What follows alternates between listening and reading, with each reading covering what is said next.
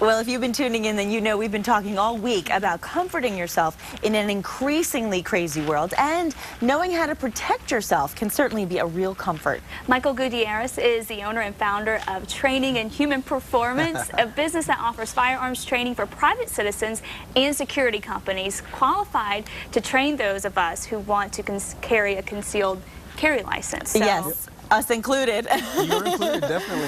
Thank you for having me. Well, we feel like we know you on a better level now because we've gotten to experience being a part of this. Absolutely. You guys were a touch of class out on the firearms range. I think I've been telling everybody you have demonstrated style and firepower. So. Nice. At the same time. At the same time. Well, we're going to get to some video on that later. But in the meantime, I wanted to ask you, are you finding that more people are signing up for firearms training these days with things getting as crazy as they are in this world? Yeah, the demand is definitely there. You know, we're customer oriented, so we definitely want to fill that demand. But it is truly, without a doubt, people are truly signing up at a greater rate because of uncertainty and fear. So what they want to do is they want to invest in personal protection and in concealed carry, handgun safety training. Now, what do you hear from people when they sign up? Why are they doing this? There's several reasons. Most people sign up because they want that state licensure. They want to be registered with the state with a concealed carry permit.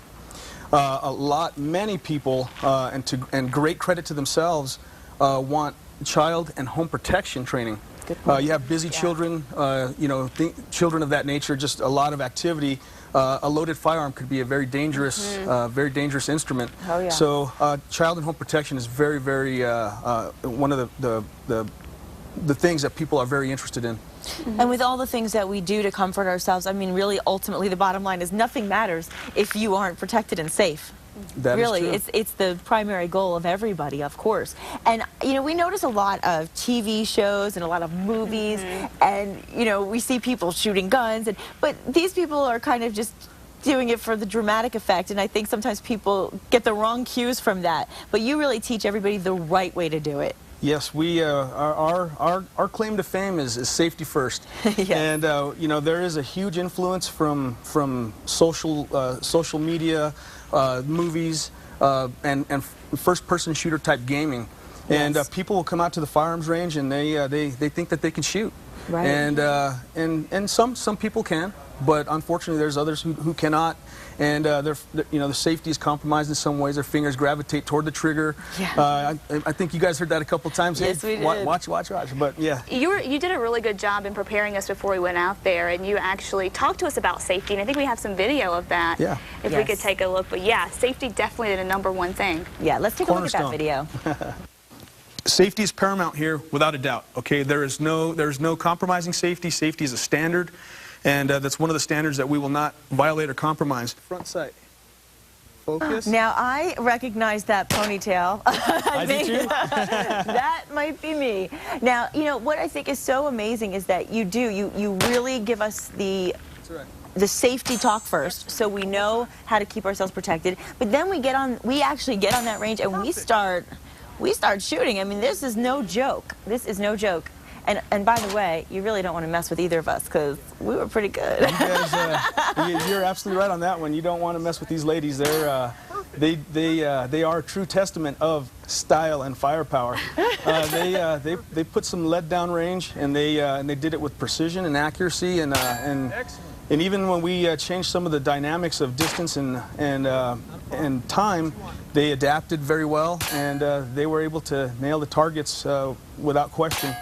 Well, you're a great teacher, by the way. Well, thank you very much. It's a scary thing, you know. I think that was our first time ever going out there, first time ever holding a gun, and certainly had no idea what to do with a gun. I mean, you think back to what you see on TV. I was nervous, and that's what you really do think about that. And so it's so good to have someone to teach you that, you know, that's not what you do.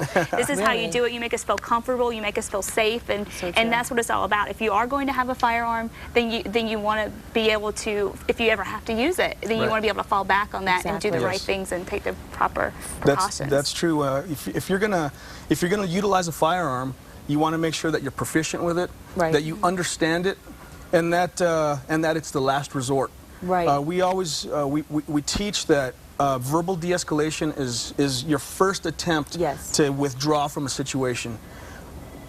demonstration or show of fire is a second kind of step in the escalation process, and utilizing a firearm is the ultimate last.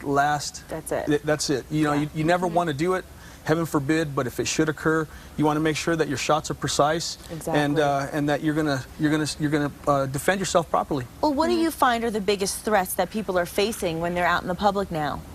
There are several different threats. There are threats that we've termed asymmetric threats. Okay. There's non-conventional threats. There's sophisticated threats, and there's unsophisticated threats. Asymmetry would be something like you would see in the Gabriella Gifford shooting, the congresswoman out of Arizona. Yeah. The individual assimilated into the population, unknown to anybody that he had a gun, and he goes out and he's a deviant. Oh, absolutely. You don't know who he is. Conventional kind of threat is a gang member. You can identify them immediately. Okay. Tattoos, you know, some of the garb that they wear. Okay. Sophisticated threat would be those individuals who plan and plan and plan and then victimize.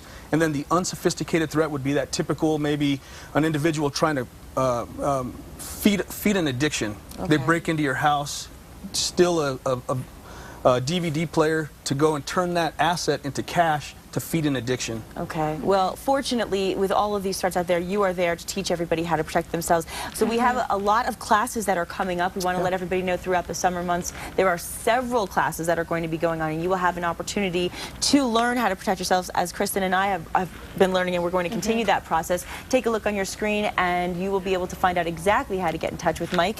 Let them know over there. Yeah, please contact me via telephone at 505-238-7092, and feel free to visit our web address at www.concealedcarrynm.com. All course information is on the website, as well as sign-up information and course dates. Fabulous. Please visit. We will, and I think a lot of people out there will be very comforted in knowing that they can feel safer in their lives because of what you do to help us. Yeah. Well, thank you. Thank you so much. Safety and comfort. Safety and comfort, we like that. And style. Yeah, and style. We like it. Thank you so much, Mike.